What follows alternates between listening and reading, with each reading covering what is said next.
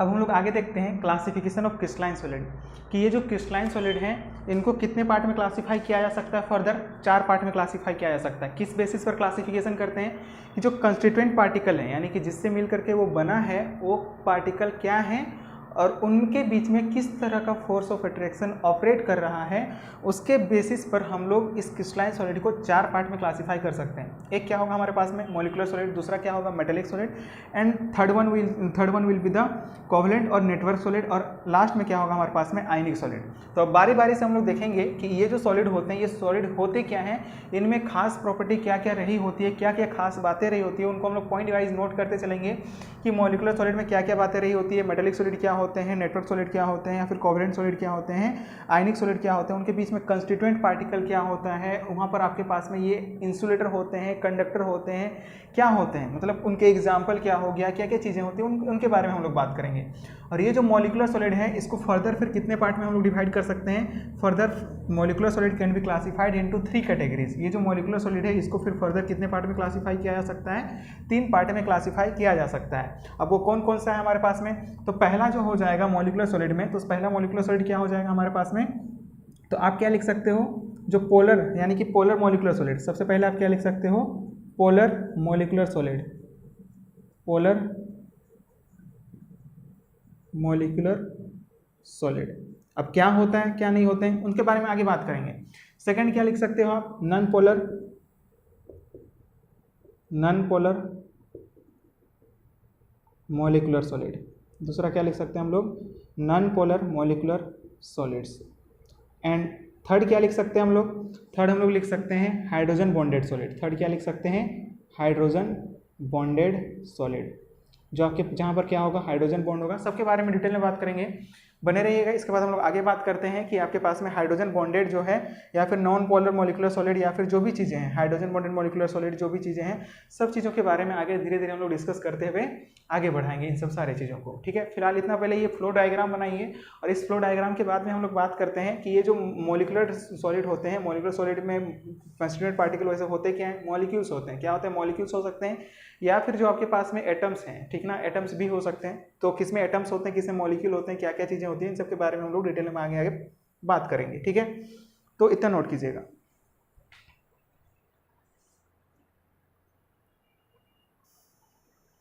तो अब हम लोग आगे देखते हैं कि ये जो मॉलिक्यूलर सॉलिड हैं, मॉलिक्यूलर सॉलिड क्या होते हैं। तो मॉलिक्यूलर सॉलिड वो होते हैं जहाँ पर कंस्टिट्यूएंट पार्टिकल्स जो हैं वो क्या होते हैं, मॉलिक्यूल्स होते हैं। क्या होते हैं, मॉलिक्यूल्स होते हैं।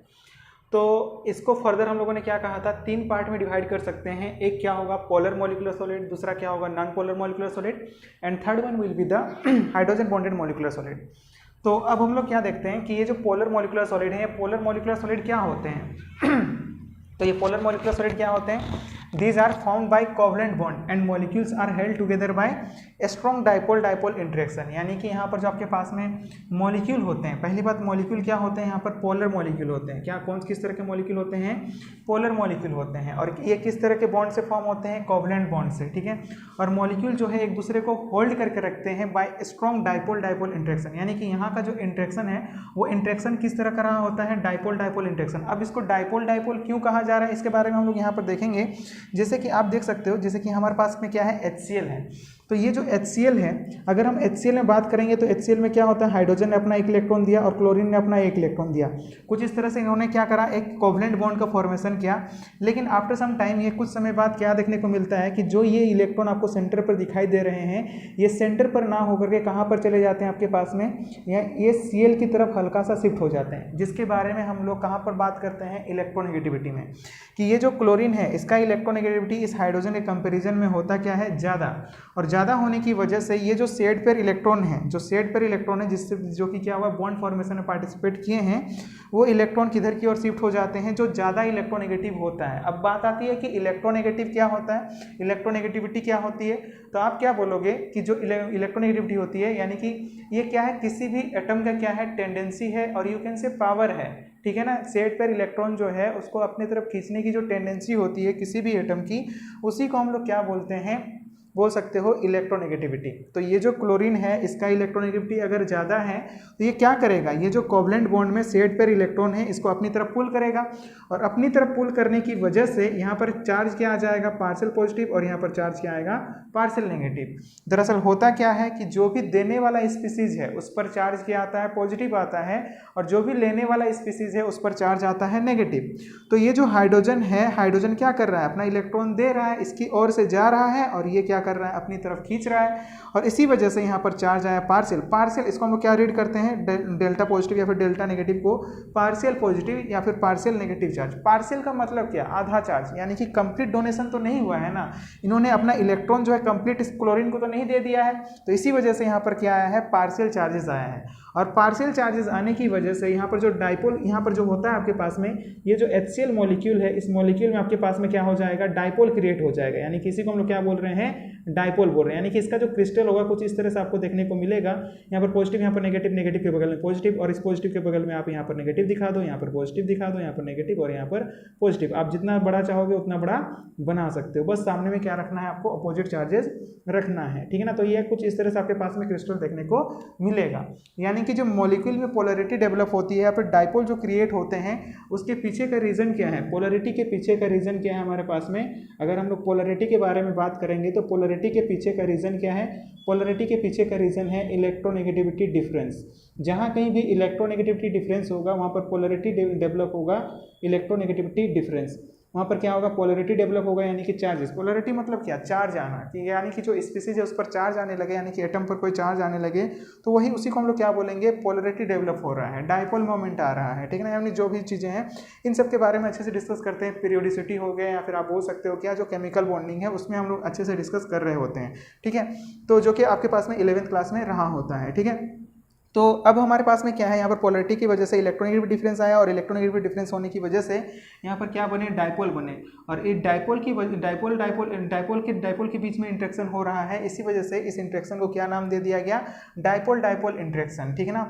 और दो अपोजिट मतलब बोल सकते हो कि अब कंप्लीट चार्जेस ना होने की वजह से स्ट्रॉन्ग तो होता है लेकिन उतना भी ज़्यादा स्ट्रॉन्ग नहीं होता है, ठीक है ना, क्योंकि कंप्लीट चार्जेस के बीच में जहाँ पर फोर्स ऑफ अट्रैक्शन होता है, हम लोगों ने वहाँ पर बात करा था, जहाँ पर कि ये बात करा था कि जो इंटरेक्शन है वो इंटरेक्शन जब हम लोगों ने बात करा था कि आयनिक सॉलिड में क्या होता है, वहाँ पर इलेक्ट्रोस्टैटिक फोर्स ऑफ अट्रैक्शन होता है, दो अपोजिट चार्जेस के बीच में फोर्स ऑफ अट्रैक्शन लग रहा होता है, ठीक ना। तो ये हम लोग यहाँ पर डाइपोल को शो कर रहे हैं, ठीक है ना। हालांकि ये क्या होता है, इसके कंपैरिजन में ये क्या होता है, स्ट्रॉन्गर होता है, यानी कि जो डाइपोल डाइपोल इंटरेक्शन है वो नॉन पोलर जो इंटरेक्शन है, यानी कि जो यहाँ पर जो फोर्स ऑफ अट्रैक्शन रहा होता है वो फोर्स ऑफ अट्रैक्शन क्या रहा होता है, वीक रहा होता है, ठीक ना। यहाँ पर क्या रहा होता है, स्ट्रॉन्ग रहा होता है। तो नॉन पोलर मॉलिक्यूलर सॉलिड में है क्या, they are formed by either atoms, यानी कि ये जो नॉन पोलर मॉलिक्यूलर सॉलिड हैं ये या तो एटम से, वो भी किस तरह के एटम, जो बॉन्ड फॉर्म नहीं कर सकते हैं, यानी कि जो नोबेल गैसेस हैं, ठीक ना, जो नोबेल गैसेस हैं, हीलियम हो गया, नियन हो गया, आर्गन हो गया, जो कि बॉन्ड फॉर्मेशन नहीं कर सकते हैं, उस तरह के जो मॉलिक्यूल वो जो आपके पास में सॉलिड फॉर्म करते हैं वो किस तरह के सॉलिड होते हैं, नॉन पोलर मॉलिक्यूलर सॉलिड, क्योंकि इनका जो बॉन्ड है वो नॉन पोलर होता है। नॉन पोलर मतलब क्या, यानी कि चार्जेस डेवलप नहीं होगा यहाँ पर, क्योंकि इलेक्ट्रोनेगेटिविटी डिफरेंस ही नहीं होगी। जैसे कि ये जो एटम में भी पाया जाता है और ये मॉलिक्यूल में भी होते हैं, जैसे कि मॉलिक्यूल में अगर हम लोग बात करेंगे तो ये मॉलिक्यूल है, तो ये किस तरह के मॉलिक्यूल हैं, होमोडायटोमिक मॉलिक्यूल हैं, इसके बारे में भी हम लोग वहाँ पर बात करते हैं, केमिकल बॉन्डिंग में, पोलरिटी वगैरह में, डाइपोल मोमेंट में बात कर रहे होते हैं। तो आप फिलहाल के लिए ये बात जान लो कि यहाँ पर जो दोनों एटम है, यहाँ पर तो दो डिफरेंट एटम लगे हुए थे, यहाँ पर दो डिफरेंट एटम लगे हुए थे, किसी एक एटम का इलेक्ट्रोनेगेटिविटी ज़्यादा था, किसी का कम था, लेकिन यहाँ पर तो क्या है, दोनों ही सेम एटम है, तो इलेक्ट्रोनेगेटिविटी भी दोनों की क्या होगी, सेम होगी, और सेम होगी तो वो जो कोवलेंटली बॉन्डेड जो आपके पास में इलेक्ट्रॉन पेयर है, उस पेयर को खींचने की टेंडेंसी दोनों के पास में इक्वल होगी, यानी कि जो आपके पास में इलेक्ट्रॉन पेयर है वो सेंटर पर ही रहा होगा, और इसी वजह से यहाँ पर पोलैरिटी डेवलप नहीं हो पाती है। और ये किस तरह के फोर्स ऑफ अट्रैक्शन से एक दूसरे को होल्ड करके रखते हैं, तो वो फोर्स ऑफ अट्रैक्शन क्या होता है, वीक होता है, और उस फोर्स ऑफ अट्रैक्शन को हम लोग क्या बोलते हैं, LDF, that is London dispersion force, LDF that is London dispersion force. और इन सब के बारे में और भी अच्छे तरीके से हम लोग बात करते हैं, कहाँ पर, जो आपके पास में केमिकल बॉन्डिंग रहा होता है, जहाँ पर हम लोग वीक केमिकल फोर्सेस के बारे में बात करते हैं, वहाँ पर ये इस केमिकल फोर्सेस के बारे में और भी ज़्यादा डिटेल में बात कर रहे होते हैं कि दरअसल इसमें किस तरह से ऐसा होता है। दरअसल बात ये है कि ये जो आपके पास में नॉन पोलर मॉलिक्यूल है, ये तो आपके पास में अनचार्ज होते हैं, लेकिन जिस भी कंटेनर में या फिर जहाँ पर भी रखा गया होगा, या फिर वो क्या करते हैं, बाद बाकी जो सामने वाले जो मॉलिक्यूल हैं उनके साथ मतलब बोल सकते हो क्या टकरा करके, यानी कि मतलब जैसे ही उसके या फिर मतलब कंटेनर का वॉल, जो वॉल का कंटेनर सॉरी कंटेनर का जो वॉल होगा उससे क्या करके मतलब बोल सकते हो टकरा करके क्या कर लेते हैं, मतलब इसका जो इलेक्ट्रॉन क्लाउड है वो कुछ इस तरह से डिस्टॉर्ट कर लेते हैं कि इन पर क्या हो जाती है, कुछ एक आध मॉलिक्यूल में पोलैरिटी डेवलप हो जाती है। जब उनमें पोलैरिटी डेवलप होती है तो दूसरे मॉलिक्यूल में वो पोलैरिटी डेवलप कर लेते हैं। यानी कि इसको आप कुछ उस तरीके से आप सोच सकते हो कि एक अगर मतलब बोल सकते हो आम का पेटी है, उस आम की पेटी में अगर एक सड़ गया तो फिर होगा क्या, या फिर न्यूक्लियर वॉर जो होता है मतलब बोलते हैं ना, मतलब बोल सकते हो क्या कि एक जो है एक सड़ गया, फिर वो सड़ा हुआ रहेगा तो फिर वो क्या करेगा, बाद बाकी को भी मतलब सड़ाएगा, मतलब पहले जो सामने वाले होंगे उनको सड़ा दिया, फिर वो दो जो सड़ा है उन दोनों को मिल करके वो क्या होंगे, बाद बाकी को सड़ाएंगे। कुछ इस तरह से आपके पास में बोल सकते हो क्या, पूरा जो आपके पास में मॉलिक्यूल होता है, पूरा जो सॉलिड होता है उस सॉलिड में कुछ इस तरह से आपके पास में एलडीएफ वर्क कर रहा होता है, ठीक है ना, यानी कि लंदन डिस्पर्जन फोर्स वर्क कर रहा होता है। जैसे कि आप यहाँ पर देख सकते हो पिक्चर में हम लोगों ने दिखाने की कोशिश करी है कि यहाँ पर आपके पास में इलेक्ट्रॉन क्लाउड कुछ इस तरीके से था, वॉल से टकराया, वॉल से टकराने के बाद में उसका इलेक्ट्रॉन क्लाउड जो है वो डिस्टॉर्ट हो गया, हल्का फुल्का पोलैरिटी आया जिसकी वजह से उनके बीच में एक तरह का फोर्स ऑफ अट्रैक्शन वर्क कर रहा है, जिसको कि हम लोग क्या नाम दे रहे हैं, वीक लंदन डिस्पर्जन फोर्स दे रहे हैं। और ये क्या होता है, वीक होता है इसके कंपेरिजन में। तो इतना नोट कीजिए और उसके बाद हम लोग आगे बात करते हैं कि इसमें कौन कंडक्टिविटी शो कर सकता है, कौन नहीं कर सकता है, क्या क्या चीज़ें होती है, इन सब के बारे में हम लोग आगे बात करेंगे। फिलहाल इतना नोट कीजिए।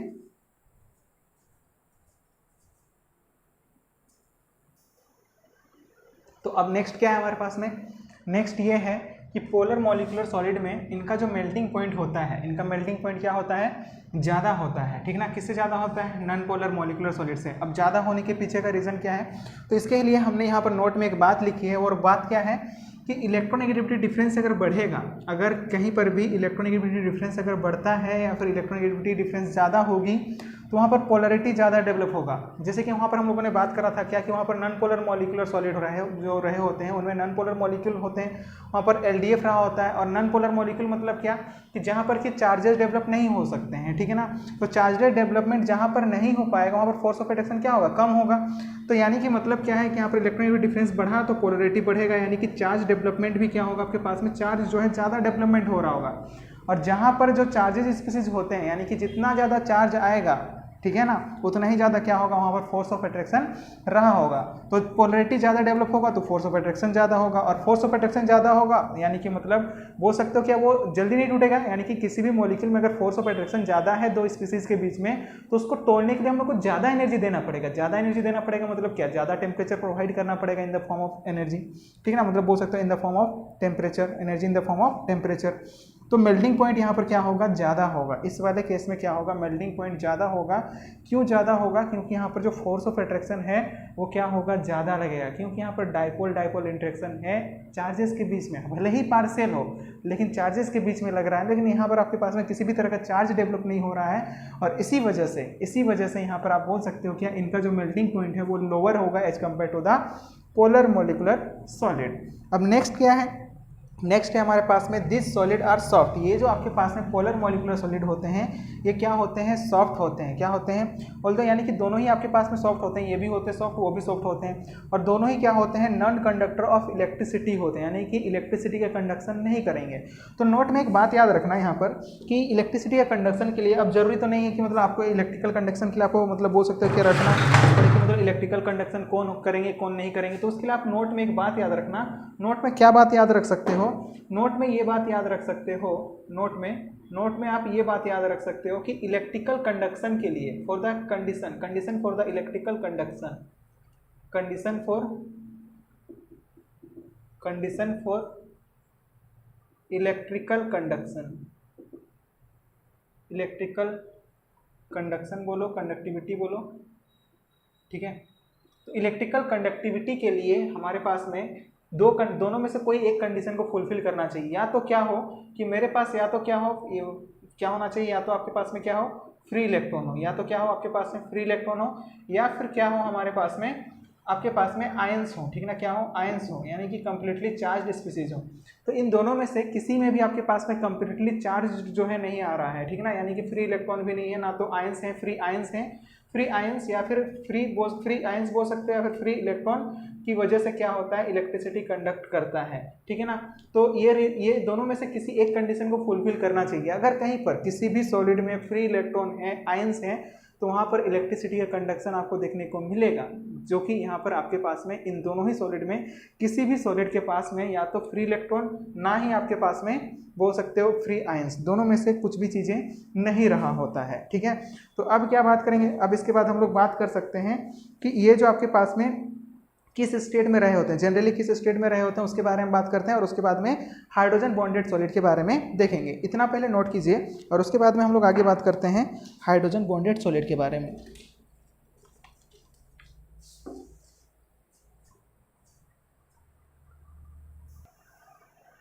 अब नेक्स्ट क्या है हमारे पास में, नेक्स्ट है कि ये जो आपके पास में पोलर मॉलिक्यूलर सॉलिड है वो अंडर रूम टेम्परेचर किस स्टेट में रहे होते हैं। तो ये अंडर रूम टेम्परेचर या तो गैसेस स्टेट में रहे होंगे या फिर लिक्विड स्टेट में रहे होंगे। सिमिलरली आपके पास में नॉन पोलर सॉलिड में भी यही रहा होता है कि ये भी आपके पास में यूजुअली क्या होते हैं, या तो गैसेस स्टेट में होंगे या फिर क्या होंगे, लिक्विड स्टेट में होंगे। ठीक है, तो ये था आपके पास में पोलर मॉलिक्यूलर सॉलिड और non polar molecular solid. Note करने वाली बात क्या है कि जो फोर्स ऑफ अट्रैक्शन है और जो कंस्टिट्यूएंट पार्टिकल है, इनमें कंस्टिट्यूएंट पार्टिकल क्या होते हैं, मॉलिक्यूल होते हैं। किस तरह के मॉलिक्यूल, पोलर मॉलिक्यूल। उसमें क्या होते हैं, एटम्स भी हो सकते हैं जो बॉन्ड फॉर्मेशन नहीं कर सकते हैं, नोवेल गैसेस वगैरह, और वो इसके अलावा क्या हो सकता है उसमें आपके पास में बोल सकते हो मॉलिक्यूल भी हो सकते हैं जो नॉन पोलर मॉलिक्यूल है। नॉन पोलर मॉलिक्यूल मतलब होमोडायटोमिक मॉलिक्यूल हो सकते हैं, या फिर और भी पॉलीएटोमिक भी हो सकते हैं जो कि क्या हो, नॉन पोलर हो। क्या हो सकते हैं, नॉन पोलर मॉलिक्यूल भी हो सकते हैं, पॉलीएटोमिक भी हो सकते हैं। ठीक है ना, तो ये था आपके पास में क्या, पोलर मॉलिक्यूलर सॉलिड और नॉन पोलर मॉलिक्यूलर सॉलिड। और एक खास बात हम लोगों ने क्या देखी यहाँ पर कि अगर कहीं पर फोर्स ऑफ अट्रैक्शन बढ़ता है, और फोर्स ऑफ अट्रैक्शन कब बढ़ता है, जब पोलरिटी बढ़ती है। और पोलरिटी कब बढ़ती है, पोलरिटी तब बढ़ती है जब इलेक्ट्रोनेगेटिविटी डिफरेंस बढ़ रहा होता है। तो जहाँ पर फोर्स ऑफ अट्रैक्शन ज़्यादा होगा उनका मेल्टिंग पॉइंट क्या होगा, आपके पास में ज़्यादा होगा। तो यहाँ पर फोर्स ऑफ अट्रैक्शन क्या था, ज़्यादा था, क्योंकि डाइपोल क्रिएट हो रहे थे। डाइपोल इंटरेक्शन की वजह से यहाँ पर आपके पास में मेल्टिंग पॉइंट ज़्यादा था, यहाँ पर मेल्टिंग पॉइंट क्या होता है, कम होता है। और एक खास बात क्या देखा हम लोगों ने कि जो आपके पास में इलेक्ट्रिकल कंडक्टिविटी है, वो दोनों में से कोई भी सॉलिड जो है इलेक्ट्रिकल कंडक्टिविटी शो नहीं करता है, यानी कि ये आपके पास में इंसुलेटर होते हैं। और कंडक्टिविटी के लिए यानी कि इलेक्ट्रिकल कंडक्शन के लिए क्या क्या चीज़ें होनी चाहिए, या तो फ्री इलेक्ट्रॉन्स प्रेजेंट हो सॉलिड में, या फिर आपके पास में क्या हो, आयंस हो, फ्री आयंस हो। ठीक ना, तो इन दोनों कंडीशन में से कोई एक कंडीशन को फुलफिल करना चाहिए, तो वो क्या होगा, आपके पास में इलेक्ट्रिकल कंडक्टिविटी को शो करेगा, जो कि इन दोनों ही तरह के सॉलिड में किसी में भी प्रेजेंट नहीं होता है। ठीक है, तो अब हम लोग बात करते हैं आगे, और आगे क्या है हमारे पास में, हाइड्रोजन बॉन्डेड सॉलिड, कि हाइड्रोजन बॉन्डेड सॉलिड्स क्या होते हैं।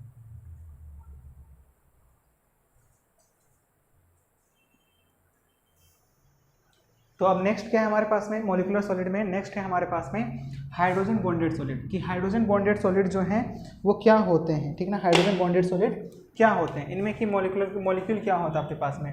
तो मॉलिक्यूल जो होते हैं इसमें वो क्या होते हैं, पोलर कोवेलेंट बॉन्ड के होते हैं, यानी कि यहाँ पर क्या होता है, पोलर कोवेलेंट बॉन्ड रहा होता है मॉलिक्यूल्स के बीच में। ठीक ना, the molecule contain polar covalent bond, यानी कि इनके बीच में क्या होता है, पोलर कोवेलेंट बॉन्ड, यानी कि पोलरिटी इनमें भी रही होती है, यानी कि ये जो मॉलिक्यूल हैं इनमें भी अच्छा खासा पोलरिटी डेवलप हो रहा होता है।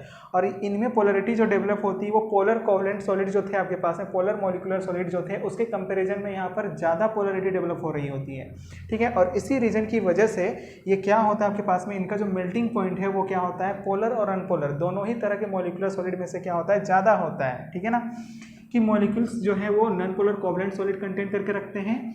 और जो हाइड्रोजन और किन किन के बीच में बॉन्ड होता है, हाइड्रोजन और जो मोस्ट इलेक्ट्रोनेगेटिव एलिमेंट है, ये आपके पास में डेफिनेशन ही रहा होता है, बोल सकते हो क्या, हाइड्रोजन बॉन्ड का। ठीक ना, कि हाइड्रोजन बॉन्ड क्या होता है आपके पास में, हाइड्रोजन जो कि मोस्ट इलेक्ट्रोनेगेटिव एलिमेंट से क्या आपके मोस्ट इलेक्ट्रोनेगेटिव एलिमेंट कौन कौन से, फ्लोरीन, ऑक्सीजन और नाइट्रोजन, इन्हीं 3 एलिमेंट के बारे में बात करी जाती है हाइड्रोजन बॉन्डिंग में। इसके अलावा कोई और एलिमेंट के बारे में बात नहीं करी जाती है। हाइड्रोजन और most electronegative element fluorine, oxygen और नाइट्रोजन, ये आपके पास में इलेक्ट्रोनेगेटिविटी का ऑर्डर भी रहा होता है। 3 मोस्ट इलेक्ट्रोनेगेटिव एलिमेंट जो होते हैं फिर पूरे के पूरे पीरियोडिक टेबल में वो यही रहे होते हैं। फ्लोरीन का सबसे ज़्यादा होता है, फिर ऑक्सीजन का, और फिर क्या होता है, नाइट्रोजन का रहा होता है।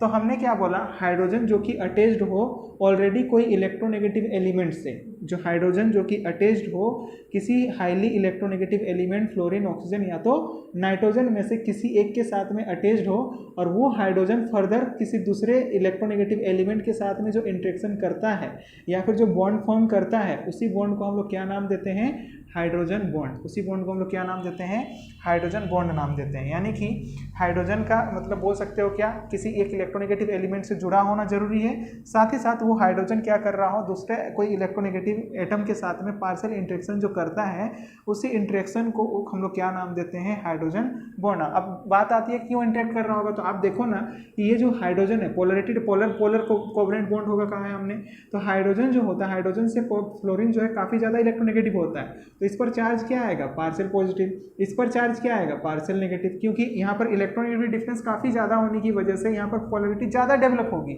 और पोलरिटी ज्यादा डेवलप क्योंकि इसका इलेक्ट्रोनेगेटिविटी, फ्लोरीन का इलेक्ट्रोनेगेटिविटी कहीं ज्यादा होता है, वहाँ पर HCl जो हम लोगों ने लिया था वहाँ पर क्लोरीन का उतना ज्यादा नहीं होता है, फ्लोरीन इलेक्ट्रोनेगेटिविटी में सबसे टॉप पर है, यानी कि फ्लोरीन सबसे ज्यादा इलेक्ट्रोनेगेटिव एलिमेंट होता है, नाइट्रोजन भी उससे ज्यादा होता है, ऑक्सीजन भी उससे ज्यादा होता है, तो ये जो आपके पास में बोल सकते हो जब हाइड्रोजन इनसे जुड़ा होगा तो यहाँ पर पोलरिटी ज्यादा डेवलप होगी, और पोलरिटी ज्यादा, सिमिलरली आप इधर आप देख पा रहे हो तो इधर भी आप देख लो, इधर आपके पास पार्शियल नेगेटिव रहा होगा, इधर पार्शियल पॉजिटिव रहा होगा, तो यहाँ पर पार्शियल पॉजिटिव और पार्शियल नेगेटिव बगल में है, तो फिर इनके बीच में क्या होगा, इंटरेक्शन होगा, तो इसी इंटरेक्शन को क्या नाम दे दिया गया, हाइड्रोजन बॉन्ड नाम दे दिया गया। जैसे कि हमने क्या बोला कि यहाँ पर जो पोलरिटी है वो ज़्यादा डेवलप होगी, क्योंकि यहाँ पर जो इलेक्ट्रोनेगेटिव एलिमेंट है वो उनका इलेक्ट्रोनेगेटिविटी ज़्यादा होने की वजह से इलेक्ट्रोनेगेटिव डिफरेंस क्या होगा, ज़्यादा होगा। जो लास्ट में हम लोगों ने जब पोलर और नॉन पोलर के बारे में बात करा था, वहाँ पर हम लोगों ने देखा था कि जैसे जैसे बोल सकते हो पोलरिटी डेवलप होगी, इलेक्ट्रोनेगेटिव डिफरेंस बढ़ेगा, तो पोलरिटी डेवलप होगी, पोलरिटी ज़्यादा डेवलप होगी, और पोलरिटी ज़्यादा डेवलप होगी तो फोर्स ऑफ अट्रैक्शन भी बढ़ेगा, और फोर्स ऑफ अट्रैक्शन बढ़ेगा,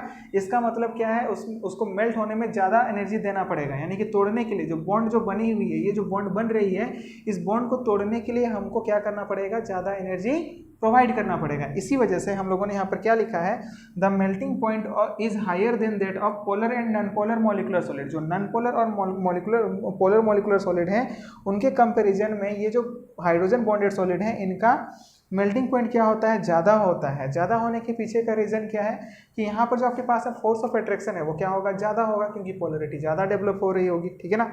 और नेक्स्ट हम लोगों ने क्या लिखा है कि जो इंटरमोलिकुलर फोर्स ऑफ अट्रैक्शन होगा वो क्या होगा, स्ट्रॉन्ग हाइड्रोजन बॉन्ड होगा। क्या होगा, स्ट्रॉन्ग हाइड्रोजन बॉन्ड होगा। और हाइड्रोजन बॉन्ड क्या होता है उसको हम लोगों ने ऑलरेडी यहाँ पर डिस्कस करा। अब नेक्स्ट क्या हमारे पास में, दिस आर ऑल्सो इंसुलेटर। ये भी क्या होते हैं आपके पास में, इंसुलेटर होते हैं, यानी कि ये भी इलेक्ट्रिसिटी का कंडक्शन नहीं करेंगे। तो आप उस कंडीशन को याद रखो कि इलेक्ट्रिकल कंडक्टिविटी के लिए हमारे पास होना क्या चाहिए, या तो फ्री इलेक्ट्रॉन हो या फिर हमारे पास में फ्री आयंस हो, जो कि दोनों ही नहीं होते हैं यहाँ पर, और इसी वजह से ये भी इलेक्ट्रिसिटी का कंडक्शन नहीं करेंगे। तो ये था आपके पास में क्या, तीन तरह के मॉलिक्यूलर सॉलिड, ठीक है ना, तीन तरह के molecular solid, polar, non polar and hydrogen bonded. अब हम लोग क्या देखेंगे, अब हम लोग देखेंगे क्या कि मेटेलिक सॉलिड क्या होते हैं, मेटेलिक सॉलिड में क्या क्या खास बातें रही होती है और उनके खास प्रॉपर्टी क्या क्या रहे होते हैं, आयनिक सॉलिड क्या होते हैं, कोवलेंट सॉलिड क्या होते हैं, ठीक है। तो इतना नोट कीजिएगा, और इसके बाद हम लोग फिर आगे बात करेंगे नेक्स्ट वीडियो में। नेक्स्ट वाले वीडियो में अगर हम छोटे छोटे कोशिश करेंगे कि छोटी छोटी वीडियो ही बनाएं। आप क्या करो कि मतलब ताकि मतलब बोल सकते हो ज़्यादा से ज़्यादा कवर कर सको, मतलब बोल सकते हो कि एक ही वीडियो वो काफ़ी लंबा होता है, लगता है कि कब खत्म होगा, ठीक है ना। इसलिए मैं कोशिश करूँगा ये कि मतलब जो छोटे छोटे टॉपिक हैं उस छोटे छोटे टॉपिक्स में डिवाइड करके हम क्या करें, लेक्चर अपलोड करें, ठीक है। तो इतना नोट कीजिएगा, और उसके बाद नेक्स्ट एक वीडियो में हम लोग बात करते हैं क्या कि मेटेलिक सॉलिड क्या होते हैं, ठीक ना। मेटेलिक सॉलिड में क्या क्या खास बातें रही होती है उन सब के बारे में हम लोग बात करते हैं, ठीक है। फिलहाल इतना नोट कीजिएगा।